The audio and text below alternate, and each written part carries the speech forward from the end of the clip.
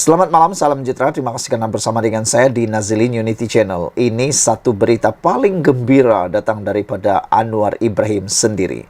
Anwar Ibrahim yang cakap sendiri, yaitu cadangan bantuan tunai bulanan untuk membantu isi rumah melepasi garis kemiskinan. Wow, ini satu cadangan yang paling luar biasa, paling terbaik, dan pastinya dapat membantu ramai orang yang memerlukan, terutamanya yang berada di bawah garis kemiskinan. Ini bukan satu scam, ini pun bukan satu prank. Anwar Ibrahim sendiri yang menyatakan bahwa beliau mencadangkan bantuan tunai bulanan. Ini paling hebat. Bukan one off. Kalau bantuan one off selalu kena troll. Diberi RM500 untuk satu kali, bukan itu memang membantu, tetapi dia akan habis begitu saja.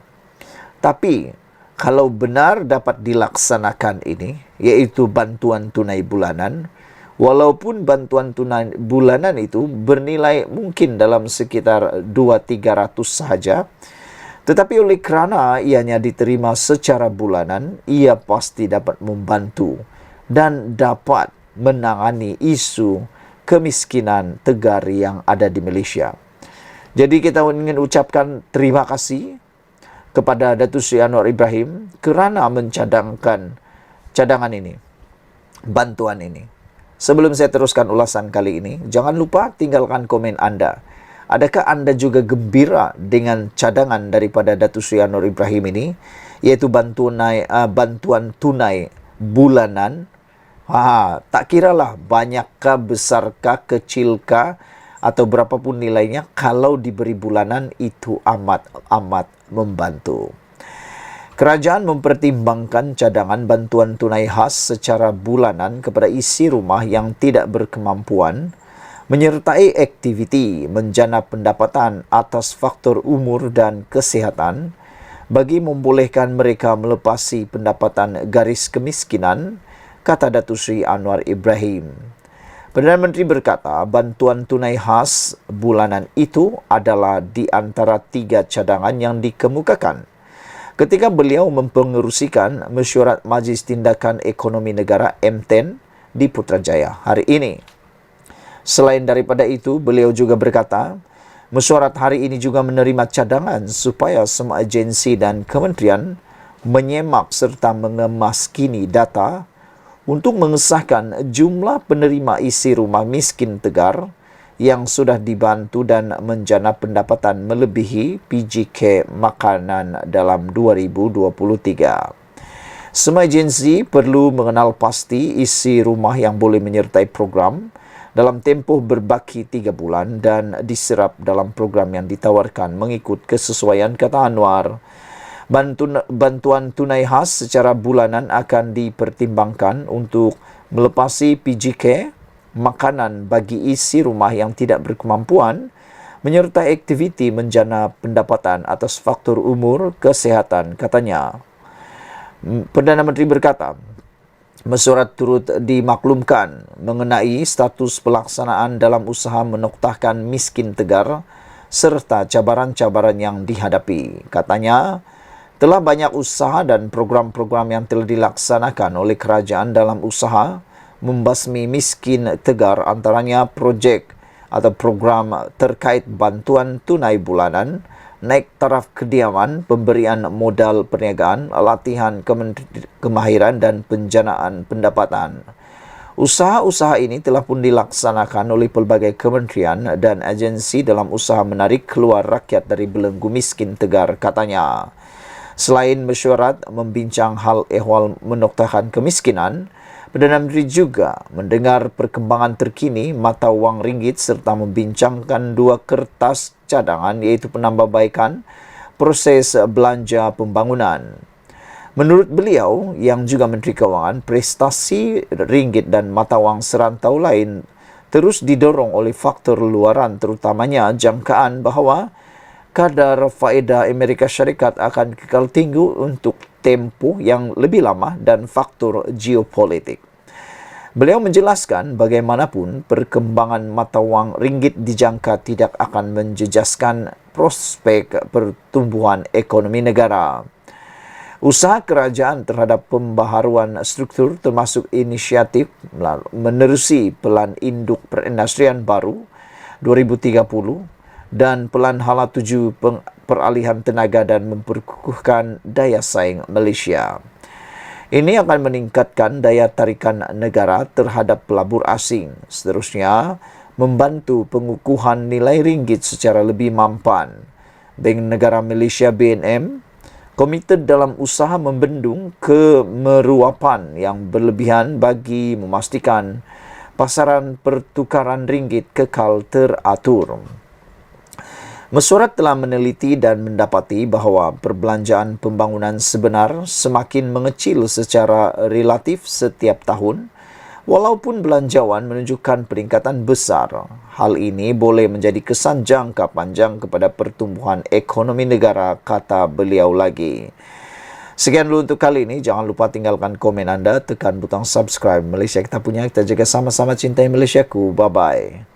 Selamat malam, salam sejahtera. Terima kasih kerana bersama dengan saya di Nazilin Unity Channel. Ini satu kejutan paling besar yang mungkin akan berlaku dalam politik Malaysia. Dikabarkan penyokong bosku mahu Najib dan Muhyiddin kembali bersatu. Wah, ini paling mantap. Kalau ini benar-benar berlaku, iaitu Muhyiddin dan Najib bergabung semula, persoalan besar pertama yang ditanya oleh netizen ialah, adakah Najib akan masuk Parti Bersatu? Dan adakah Perikatan Nasional akan bubar? Soalan pertama yang kita perlu persoal malam ini ialah, Perikatan Nasional mungkin akan bubar. Ini kerana kita ketahui dalam Perikatan Nasional sekarang ini, nama Mahathir Mohamad kini sinonim dengan Perikatan Nasional. Beliau telah pun dilantik sebagai penasihat ekonomi untuk 4 buah negeri pimpinan PAS. Dan kita juga ketahui bahawa amat sukar untuk Muhyiddin dan Mahathir dapat bersatu semula. Tambahan pula, ini kerana kejatuhan Mahathir sehingga kekalahan dalam pilihan raya baru-baru ini sehingga tidak layak mendapat wang deposit banyak disebabkan oleh tindakan Muhyiddin memecat Mahathir Mohamad daripada Parti Bersatu. Selain daripada itu, tindakan Mahathir keluar daripada Parti Bersatu dan juga persengketaan antara beliau dengan Muhyiddin. Keadaan itu pastinya akan berikan kesan sekiranya Muhyiddin membawa bersahabat, berteman semula dengan Najib. Apabila Muhyiddin bergabung semula dengan Najib, pasti itu tidak disukai oleh Mahathir. Kerana kita tahu, Mahathir ialah musuh nombor 1 Najib. Mana mungkin Mahathir akan berdiam diri. Jadi, disinilah persoalan dia. Adakah kalau benar Muhyiddin bergabung semula dengan Najib, Perikatan Nasional akan runtuh dan bubar akhirnya? Itulah yang diramal, dijangka oleh netizen dan penganalisis politik apabila penyokong-penyokong bosku mahu Najib Muhyiddin kembali bersatu.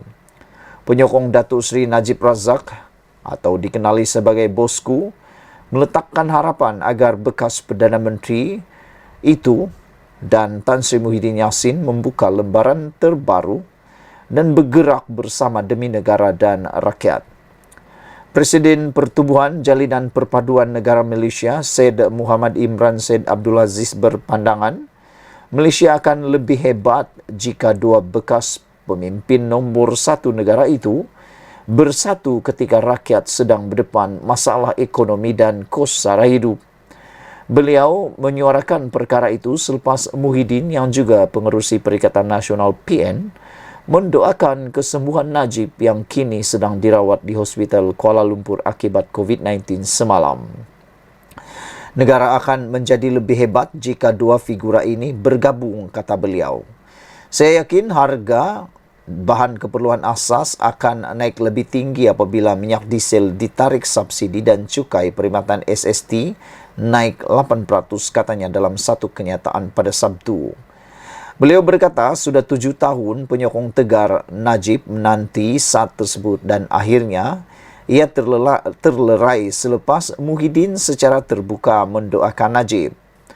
Dalam pada itu, Ketua Cawangan UMNO Kampung Melayu Batu Cave Selatan itu yakin UMNO akan kembali kukuh selain Najib berada semula di arena politik tanah air, sekiranya bersama dengan Perikatan Nasional.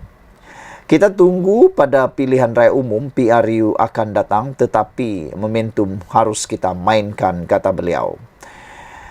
Perkara kedua yang dijangka yang menyebabkan Perikatan Nasional akan bubar ialah PAS adalah parti yang paling tidak menyukai adanya sentimen kluster mahkamah ataupun penjenayah di dalam parti mereka. Najib Razak sudah terbukti bersalah dan sedang menghadapi hukuman di penjara Kajang. Ini tentulah akan mempengaruhi ideologi maupun prinsip PAS. Kalau benar Najib dan Muhyiddin bergabung semula, ini akan memberi tekanan liability sangat besar kepada PAS. Dengan adanya Najib, itu akan memberi liability, tekanan, beban kepada PAS dan mungkin akan menyebabkan PAS akan undur diri daripada Perikatan Nasional.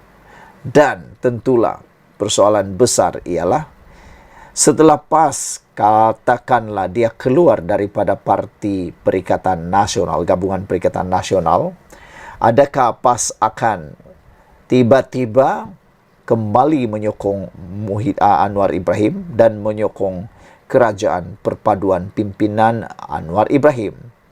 Jika itu yang berlaku, makna kata Muhyiddin dan Najib tidak akan ada peluang langsung untuk memenangi apa-apa parti atau kerusi selepas itu.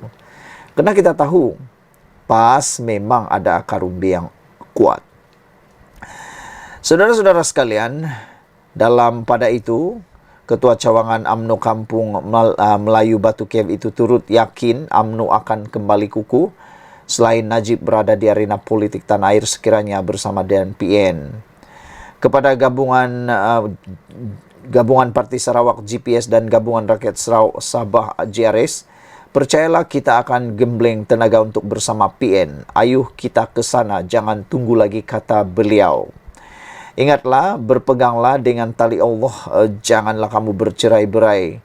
InsyaAllah Muhyiddin dan Najib akan berganding atau bergabung kali ini, katanya.